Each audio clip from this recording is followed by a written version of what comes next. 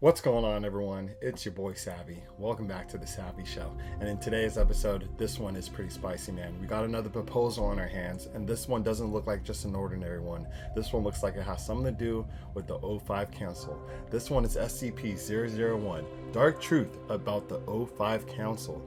So we already know they do a lot of things behind the scenes, but let's see what this proposal is all about within whatever truth we find about the 05 Council. I'm really excited for this one, and I hope you guys are as well. So with all out the way, if you guys do enjoy this reaction all the way, please let me know by smashing that like button. Let's try to get 80 likes on this one first 24 hours, and also smash the sub button, join the family if you're not already part of it, and hit that bell so you don't miss an upload. And just a quick reminder, each like is much appreciated, and it definitely helps my channel and the videos get pushed out to more people that might be interested in seeing my content. Also, if you want to help support your boy even more, feel free to tap in on Patreon, link in description below. So now, without all the way, without any further ado, let's get this show started. Alrighty, SCP-001, Dark Truth About the 05 Council.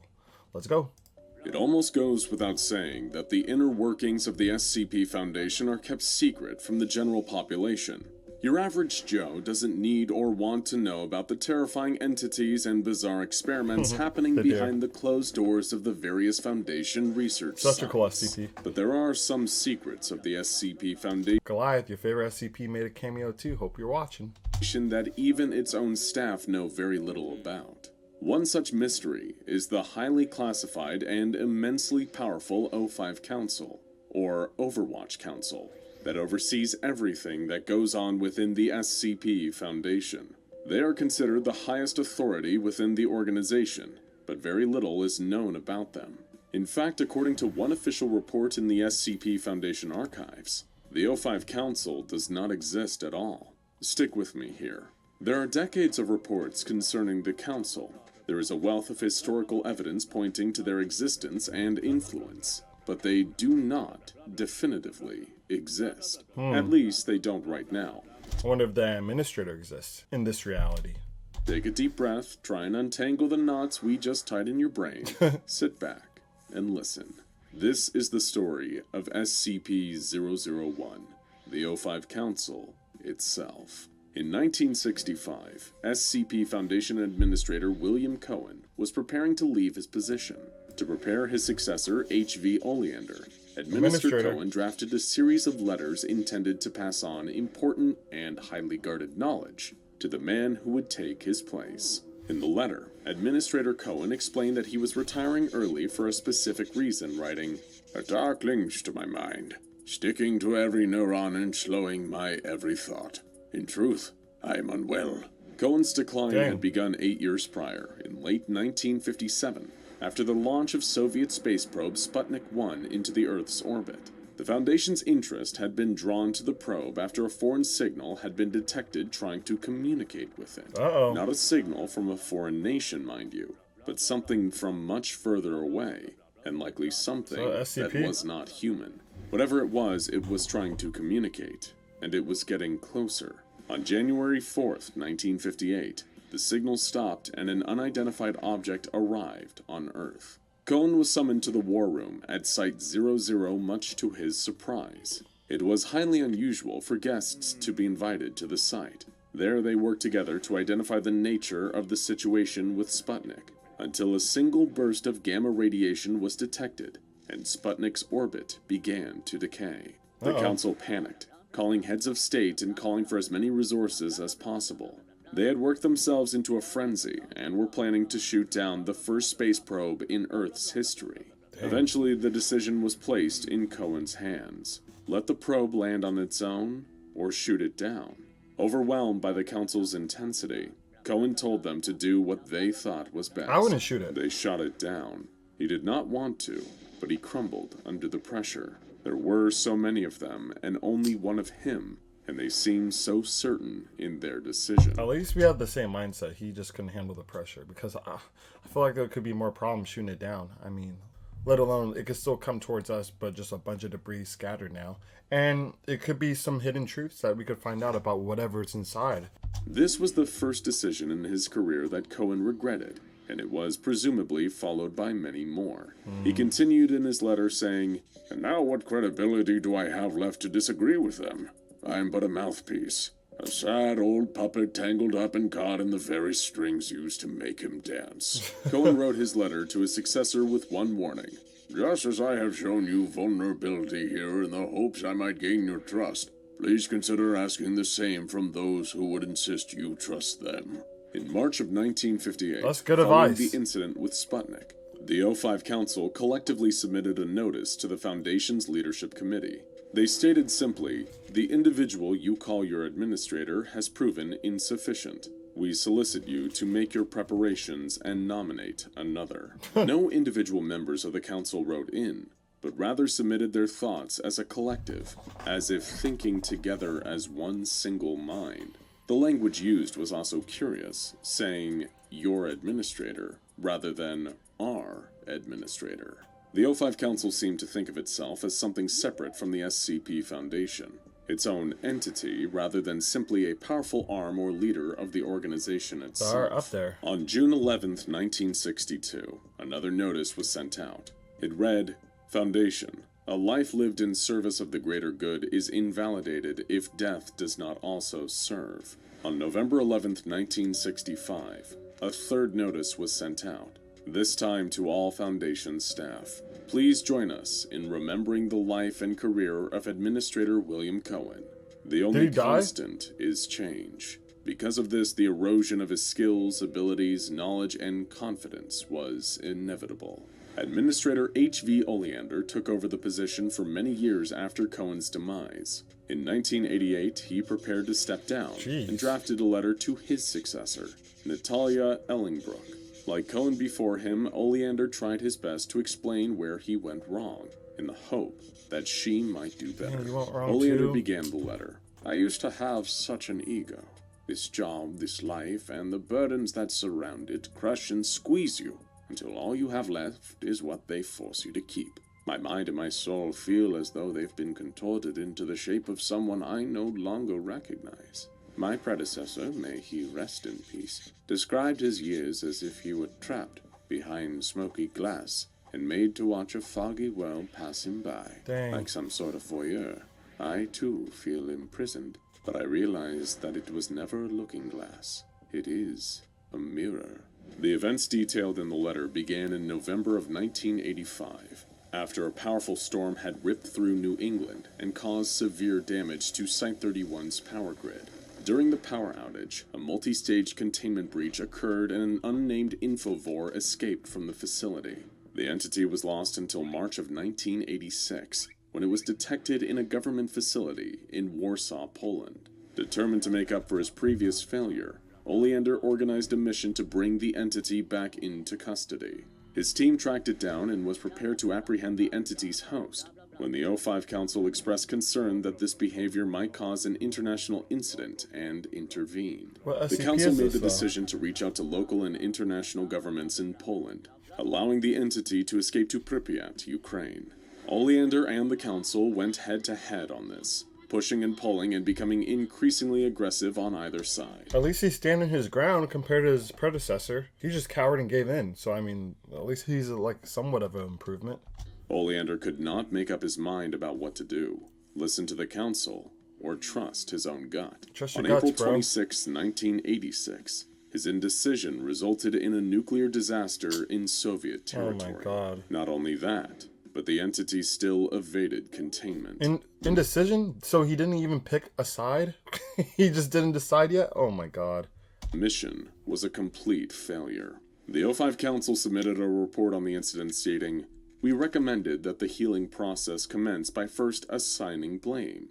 The collective good would be served by purging liability. God. We would have helped. Anyone would have helped. Why deny it? By now, the pattern has probably become clear to you. The administrator and the council fall into conflict over a difficult decision. Something goes horribly wrong, a new administrator is chosen, the former administrator writes them a letter to prepare them for the heavy demands of the job, and the cycle begins again. Jeez. As you might expect during those days of her administration, Oleander's replacement, Natalie Ellingbrook, sat down to write a letter of warning to one Michelle Wilkes, who was chosen to replace her.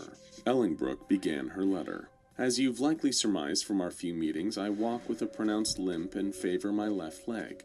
How I came to be like this isn't especially interesting, but what it did to me might be of interest to a person in your position. Oh God, what Any happened to man her? or woman changes when they are exposed to pain. Simply put, it has to go somewhere. If you hold it all within yourself, it may stay contained, but it will surely destroy you when you've had your fill. The It heck? festers in all the spaces you let it occupy, warping and scarring what used to be healthy, happy tissue sat beneath. Some people have hobbies, but me, I've always just had my work. I've been ringside for so much pain in my God. time with the Foundation. My predecessor left me a note, much like I am leaving you, and in it he warned me of the tremendous duty and guilt he hid in order to do his job. Although the slings and arrows of outrageous fortune stung him quite keenly, I assure you I have suffered every bit his equal. The breach at the Olympics in '94, losing control of Site 248 in '96, botched facility transfer of Hong Kong in '97, bombings in Bali in '02, Dang. the dispute with the ORIA in the Congo in '03. I'm assuming all of these disputes and all these calamities that are happening in this world, they sided with the O5 Council, their decision. And obviously it didn't work out. So, like, for one, the O5 Council is not the best at making the right choices in the world. Because, I mean, all these calamities are happening. And I'm assuming with her, we don't know if she was going back and forth with them. But I'm guessing that she didn't have her way, or she just thought it might be best to just listen to them, and all this stuff still happened. So it's either the O5 Council wants all these bad things to happen for other reasons, or they're just really bad at being leaders. The GOC ultimatum in '04, she continued. Although I have weathered much, my tenure is up not with the sort of precipitating bang that ousted Oleander, but rather the quiet whimper of stepping away from a battle I no longer wish to fight. Aw. I am tired of the council calling a meeting on every decision I try to make, and I'm tired of calling one on every decision they try to make Yep. without me. They never I agree. guess that reasoning is another tribute to the selfish life I have led. I wonder if that's just the case of this proposal. Like, are they always bound to have conflict? Could they never see eye to eye? If that's the case, I wonder why that is the case. Because that is interesting to see. Because maybe it's just out of their control, and they will always have conflict. My ideal way to say goodbye would have been to simply stop coming in. My desk would have sat empty, Just ghost them? emails unread, until one day a courier showed up with my keys and badge. But even here, at the end of my career, the O5 Council insists on refusing to let me be by myself. Oh, wow. So tomorrow I will play the part of a dutiful officer resigning her post, and walk away from Site 00 with my head held high, and those overbearing bastards in the rearview mirror. I pray that your head will never be so bowed as mine has. Aw. Administrator Wilkes took her predecessor's words to heart, and began her tenure with a new proposal for Project Tethys. The project would include modifications to the Three Gorges Dam facility at the Yangtze River. As part of a containment procedure for Entity 2005-C-ET-011, The hell is the that? Council refused to approve her proposal.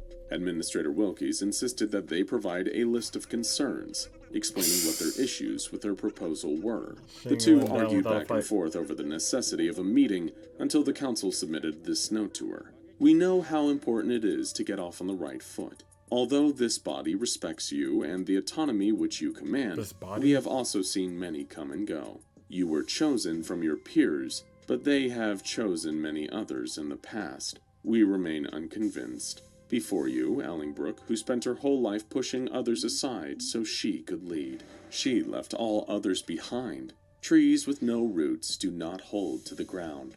Before her, Oleander, who wanted so much to be seen as your hero in white. He could no longer live with himself once his clothes were stained, but the sin does not define the saint. Before him, Cohen, who wanted nothing more than to be the one who made the decisions. He collapsed in on himself when there was no easy victory. No man is an island, and a dozen more whose names we have subrogated.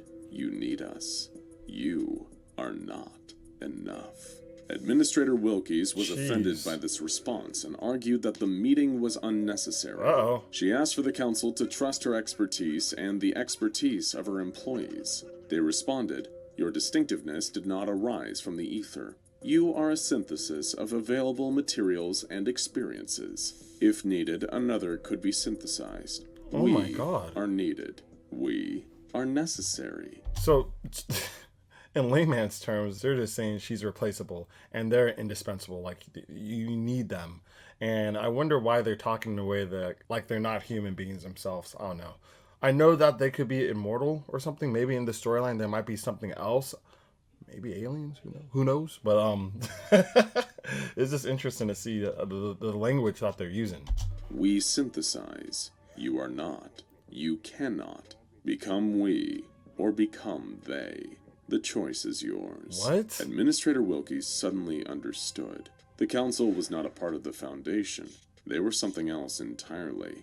Though she couldn't be completely sure what they were, she knew one thing for certain. Not friends. They were not her friends. Yes. She fired back at the council's threats. You cast your shadow over the future with your threats and intimidation, certain we would be nothing without you. But I'm forced to wonder, who or what would you be without us? I stand with the countless thousands that have died for our mission, the people that have engineered our solutions, the people that will build them, and the people that will risk their lives in order to carry out these procedures in the hope our mission might one day be complete. Without them, I know I would be nothing. We are willing to take our chances without you. I'm going to offer you the same choice you gave me. Become we or become they. Several days passed with no response. Oh my God. And Administrator Wilkes made the most difficult decision of her career. She suspended the appointment of the O5 Council until a day comes when it becomes necessary again. She could do that? Secure Area 00 has been set up around the area containing SCP-001. The area has been classified, designated Level 6 or Cosmic Secret. The coordinates of this secure area are stored in cranial implants placed in 15 carefully selected Foundation leaders, including Ethics Committee members and Site Directors. These candidates can participate in voting once a vote is called, but are to be kept unaware of their status as voters until it becomes necessary. If a supermajority votes to decrypt the contents of these cranial implants, the location of Secure Area 00 will be revealed to them. Oh. If the security of these implants becomes compromised, Cogita.aic will generate a new protocol, and a new list of candidates will be selected. The original candidates will have the encrypted information deleted from their minds. No one may access Secure Area 00 at any time for any reason, unless the aforementioned vote takes place. Operation protocols, defenses, building schematics, and all other information about the site have been expunged from Foundation records. Oh, now what's this? A new addendum has been unlocked. This is for your eyes and ears only. Yes, I'm talking to you. Do not share this information with anyone else. Let's see The it. retinal scan has confirmed your identity, and the Cogito protocol has been executed. You are receiving this addendum because Administrator Michelle Wilkes is dead, after nearly 20 years of service. Before her death, she prepared a statement regarding the role of Administrator at the Foundation. The addendum contains a message from Administrator Michelle Wilkes to you, her designated successor. Surprise! You have been chosen as the next administrator for the SCP Foundation. I'm cool off that. You may be surprised, asking, really? Me? Yes, you. You may not know poking it, me. but you were chosen quite some time ago. The cranial implant has been in place for years. Now it is ready to be activated. Michelle Wilkes' message is intended to prepare you for the trials and tribulations that lie ahead, Let's see it. and to encourage you to ask yourself, what kind of leader will you be? Are you willing to do whatever it takes to perform this most solemn duty? The following comes from the former administrator herself. Listen carefully and consider what she has to say. Your future at the Foundation, the fate of your subordinates, and your very legacy may depend on it. Consider now, before fate takes away the luxury of time, what type of person, co-worker, and leader you want to be. Each and every day, one of the administrators before me was challenged in terms both great and small during their tenures, and I was no exception to this pattern. The office you occupy is not about the power and influence you now command, nor is it ever about the unfathomable responsibility you must now shepherd. It is instead about the character, integrity, and vision with which you will meet the test of leadership, and, should you prove worthy, surmount it. You and the people you will lead must be asked to undertake tasks no person should ever be asked to carry out. Yet duty and the safety of all mankind demand that you make this sacrifice. For them, for each other. If your resolve should ever falter, know that everyone you lead stands with you. We are Aw. ready to follow you into the blackest night if you let us believe in the promise of dawn. But should your resolve ever break, the Council awaits. They will invite you to Site-00 if you ask. You need only surrender. Best wishes, M. Wilkies, wow. former administrator. What exactly is the O5 Council? That is a question not easily answered. They are not flesh and blood, not individual minds and feelings, but something else entirely. They are a collective, something that thinks, breathes, and votes together as one being. They view the world as two things, we and they. As you prepare to take on the role of administrator, keep in mind who you are. Be strong, be brave, be resolute, and hold on to your sense of right and wrong. But if you ever should falter, if you decide to stop being you and become we, there is always Site-00. Remember, Dang, that's crazy. So basically, you just have to stick with your resolve through and through. Or if you don't, the O5 Council will come back and then they could take over.